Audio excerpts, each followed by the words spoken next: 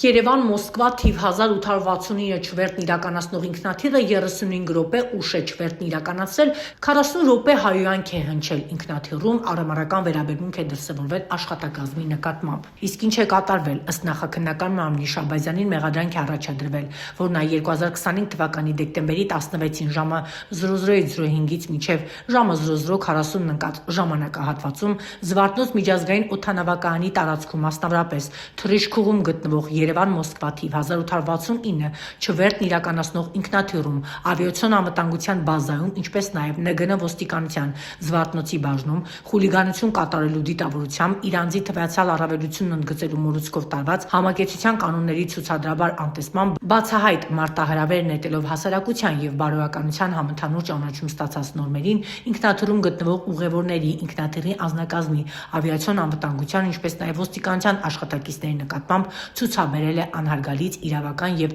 բարոյական նորմերի նկատմամբ բացահայտ արհամարհական վերաբերմունք, որն արտահայտվել է ավիացիոն անվտանգության եւ ոստիկանության աշխատակիցների հասցեին, ինչպես նաեւ անհասցե շուրջ 40 րոպե հայհոյանքներ, անպարկեշտ արտահայտություններ հնչեցնելով, որպեսզի գործողությունների արդյունքում խախտվել է այնտեղ գտնվող անձանց անդորրը, խոչընդոտվել Զվարթնոց միջազգային օդանավակայանի Aeroflot ռուսաստանյան ավիաուղիների ավիաընկերության բնականոն աշխատանքը, ինչի հետևանքով չվերթն իրականացնող ինքնաթիռը մեկնել է նախատեսված ժամից 35 րոպե ուշ։ Գործով նախաքննության ավարտ է հայտարարվել, գործն ուղարկվել է դատարան։ Արմնու լրատվականը պատրաստ է լսել նաև մեղադրյալին, թե ինչով է պայմանավորված եղել իր զայրույթը եւ ինչու է նա հնչեցրել վերոնշյալ հայհոյանքները։